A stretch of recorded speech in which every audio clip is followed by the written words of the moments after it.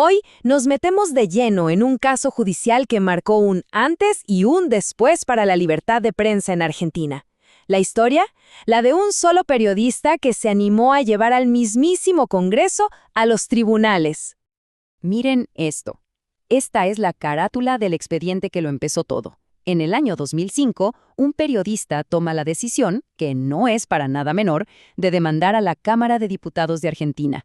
Y ahí se desata todo un conflicto entre un individuo y el poder del Estado. Y esto nos deja con la pregunta que, en realidad, define todo el caso, una que va mucho más allá de este expediente. ¿Qué pasa cuando a los que tienen que informar se les cierran las puertas del poder? Así, de golpe.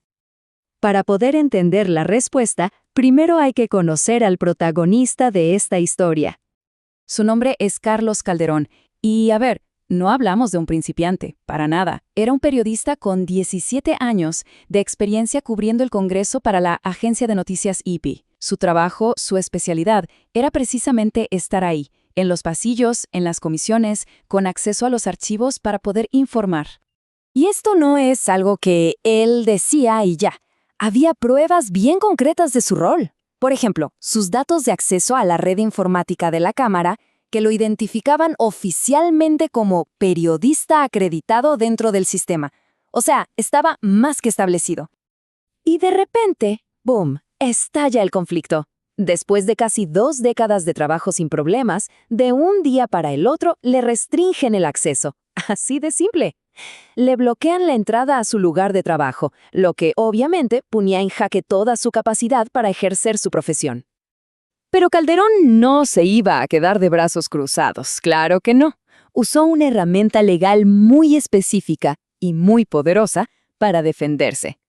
Esa herramienta es la famosa acción de amparo. Es un mecanismo que está en la Constitución, pensado justamente como una defensa rápida, efectiva, contra actos arbitrarios de la autoridad que violan derechos fundamentales. Es, digamos, el escudo del ciudadano. El centro de su reclamo era clarísimo. Él argumentó que la decisión del Congreso no era un simple trámite administrativo. No, era, y uso sus palabras, un acto de ilegalidad y arbitrariedad manifiesta que iba en contra de la Constitución. Bien, entonces, ¿de qué derechos fundamentales estamos hablando? ¿Qué era exactamente lo que estaba amenazado? Vamos a ver el detalle. Su trabajo era publicar boletines como oficialismo y oposición. Esto era lo que estaba en juego. La capacidad de un periodista de mirar de cerca y contar lo que hacían los legisladores. O sea, de hacer que el poder rinda cuentas. Y las consecuencias no se hicieron esperar, Fueron inmediatas y muy profesionales. Recibió una advertencia formal de su agencia, de IP Noticias, por la poca cantidad y calidad del material ingresado. ¿La razón? Obviamente, su falta de acceso al Congreso.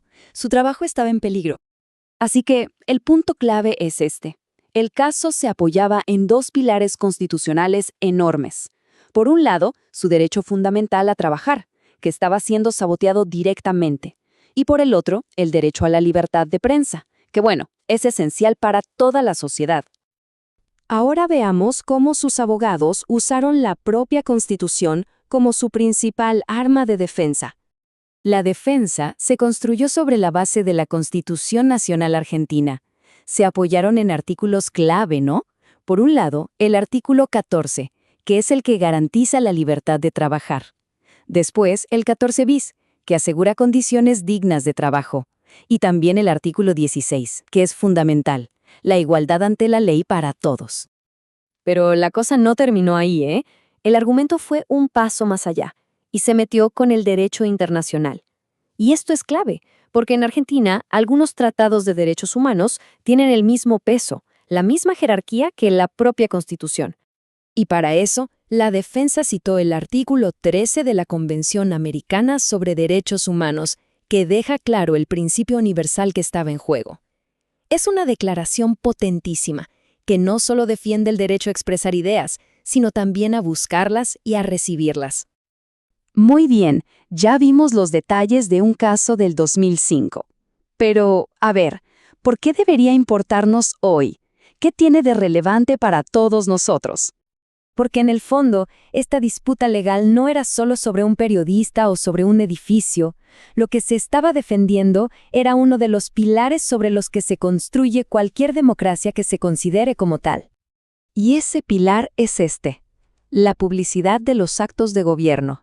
La idea, tan simple como poderosa, de que lo que hacen quienes están en el poder no puede ser secreto. Tiene que estar abierto a la vista de todos para que el sistema funcione. Entonces, ¿qué podemos sacar en limpio de todo esto? Primero, que la prensa libre no es un privilegio que te dan o te quitan, es un derecho constitucional. Segundo, que existen herramientas como el amparo justamente para que la gente se pueda defender del poder. Tercero, que sin transparencia la democracia se debilita, se vuelve opaca. Y por último, la idea más importante de todas, que cuando se protege el acceso de un solo periodista, se está protegiendo el derecho de toda la sociedad a saber. Y cerramos con esto, con una última reflexión, una pregunta que hoy es tan relevante como en 2005 y que nos toca a todos. Si a quienes tienen la tarea de informar se les cierran las puertas, ¿quién vigila a los que están adentro?